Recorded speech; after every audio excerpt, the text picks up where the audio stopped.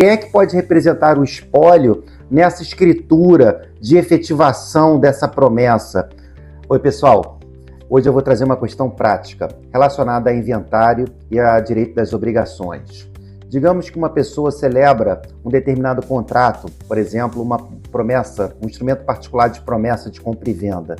E essa pessoa vem recebendo os pagamentos dessa promessa, né, por instrumento particular, e ela vem a falecer. Isso aí é uma coisa que acontece muito.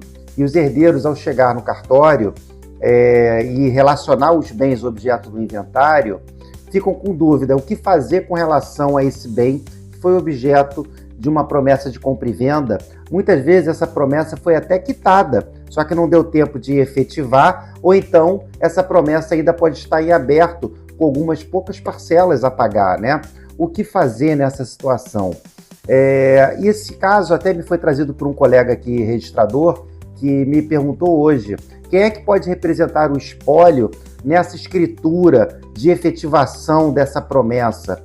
Todos os herdeiros ou somente o inventariante? E também, caso sejam todos herdeiros, precisa de um termo de inventariança ou seria possível apenas a presença dos herdeiros? Quem representa o espólio é sempre o inventariante, tá? Então, o que eu exijo para resolver essa questão? Primeiro, os herdeiros não têm necessidade de trazer esse bem para o inventário. Por quê? Porque esse bem já foi prometido vender pelo falecido, pelo autor da herança. Então, os herdeiros vão trazer um documento autêntico, né, comprovando a preexistência daquela obrigação. Esse documento tem que fazer uma prova inequívoca, como um documento de declaração de bens à Receita Federal, um instrumento particular com firma reconhecida ou documento equivalente. Essa previsão está no artigo 457, parágrafo 1º do nosso Código de Normas. Bom, trazendo esse documento, a gente vai ter que fazer o quê? Eu faço um termo de inventariança, lavratura de uma escritura de nomeação de inventariança, onde esses herdeiros vão nomear o inventariante, que será autorizado na própria nomeação de inventariante a concluir e encetar aquele negócio particular que foi celebrado pelo autor da herança. Agora, antes de eu lavrar o termo de a nomeação de inventariante, eu exijo um documento muito importante, que é a certidão do 5º e 6º distribuidores e a SENSEC, para comprovar que o autor da herança não deixou nenhum testamento. Por que isso?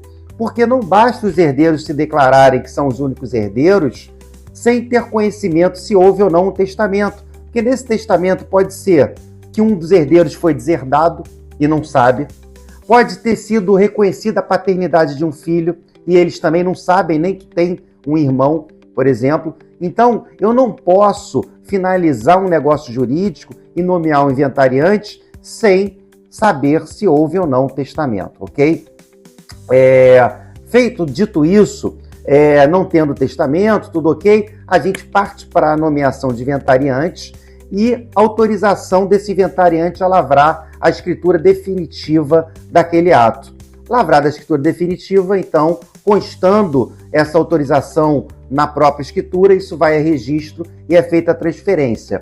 Agora, um dado importante, gente, se ainda há parcelas em aberto, você vai aplicar a súmula 590 do STF, aonde é dito que, e aí os herdeiros vão receber, digamos, ainda 10 parcelas. Eles vão ter que pagar o imposto de transmissão referente àquelas 10 parcelas, porque isso aí, eles estão herdando aquele crédito, né? Então, se eles herdam um crédito, eles têm que pagar o imposto de transmissão sobre aquele crédito. E aí, uma vez dada a quitação, pode-se então fazer a escritura definitiva, ok? Então essa é uma questão prática muito frequente no dia a dia aqui dos cartórios de notas e de quem trabalha com compra e venda de imóveis.